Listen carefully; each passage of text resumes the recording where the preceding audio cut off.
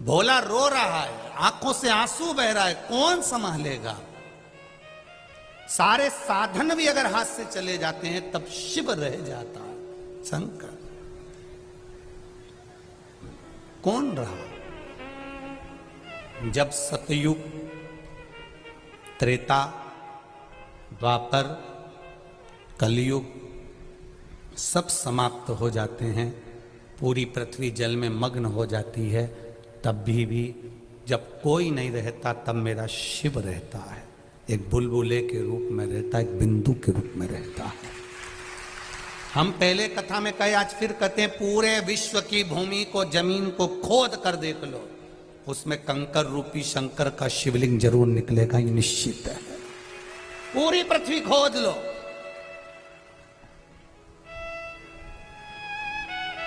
सारी मूर्तियों के निर्माण बाद में हुए हैं, पर शंकर भगवान तो प्रथम में है।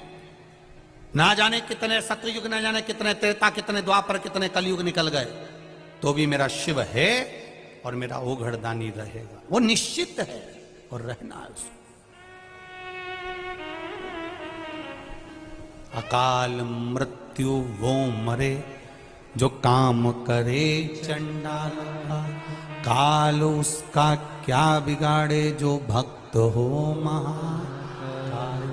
जो शिव का उपासक होता है उसका बाल बक्का नहीं हो सकता, शंकर की आराधना करने वाले का बाल बक्का नहीं हो सकता। ये निश्चित है कि जन्म मरण परण तीन शिव के हाथ में है। मृत्यु जहां लिखी हुई है वहां तो हम पहुंचेंगे।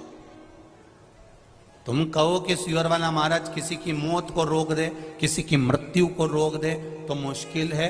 आपकी मृत्यु, हमारी मृत्यु, ये सब परमात्मा ने जो तारीख, जो पल, जो घड़ी, जो दिन, जो नक्षत्र, जो समय, जो परमात्मा ने लिख दिया, वो निश्चित है कि उस पल, उस घड़ी, उस क्षण में हमारी मृत्यु होगी। जो विधान पर लिखा हुआ है उसे कोई टाल नहीं सका।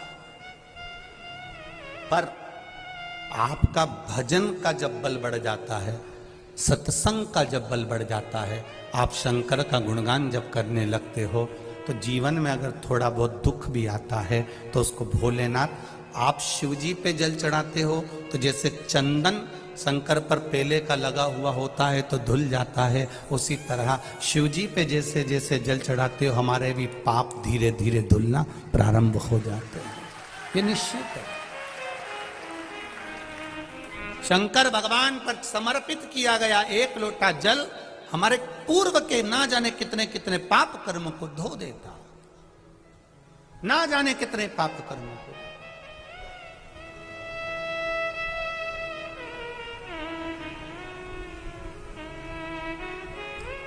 आप चलकर आयो, कोई 80 किलोमीटर, कोई 100 किलोमीटर, कोई 150 किलोमीटर, कोई 200 किलोमीटर, ना जाने कहां से कथा सुनने आयो, कोई 30 किलोमीटर, कोई 50 किलोमीटर। आप जितने कदम चलकर आए हो, जितना जितना आप दूर से आए, बाबा ने सुना है आपका, हृदय चित्त धारण करा है शिव। भोला रो रहा है, शिव ने संभाला, परिवार ने संभाला। परिवार जब कोई नहीं, तब भोला रोज शिव जी के मंदिर जाता, पूजन करता, आराधना करता, गंगा नहाने के लिए सुबह सुबह जाता। तो लोगों ने कहा, ओ भोला तू आंख से अंधा है रे, गंगा नहाने जाता है, बह जाएगा, पांव फिसल जाएगा, मर जाएगा, प्राण छूट जाएंगे। तो भोला तू आंख से अंधा है, तुझे दिखता नहीं है।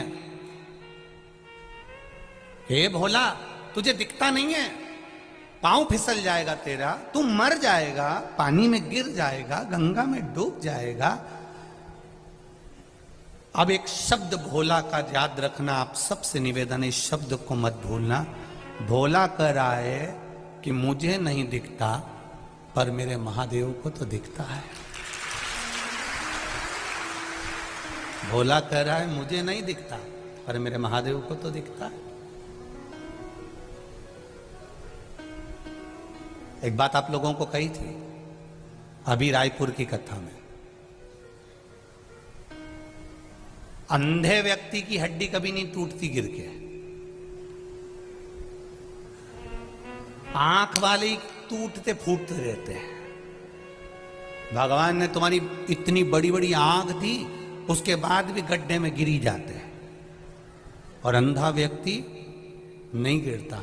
क्यों? अंधे के पास में एक डंडी रहती है, उससे वो टेक टेक कर देख कर संभल कर चलता है। भले आंख नहीं है पर डंडी से छू छू कर संभल कर चलता है।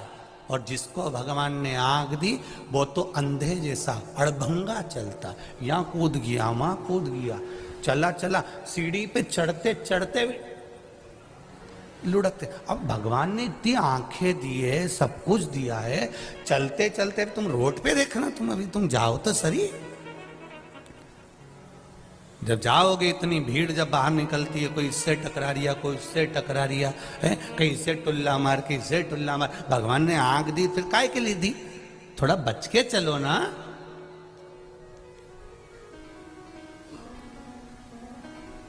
रोज हम निवेदन करते हैं, गले में सोने की चेन होगी, रकम होगी, जेब में पैसा होगा तो चोर की नजर जरूर होगी, सुंदरता होगी तो लुच्चों की नजर जरूर होगी, और अगर शंकर की भक्ति होगी तो महादेव की नजर जरूर।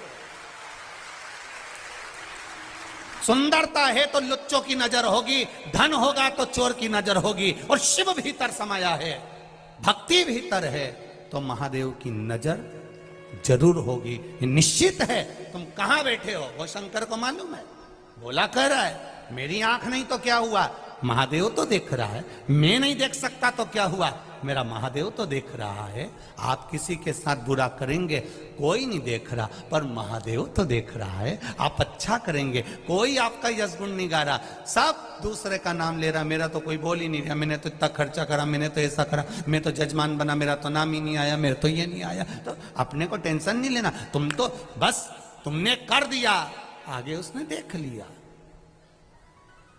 हमें अपना गुणगान नहीं चाहिए,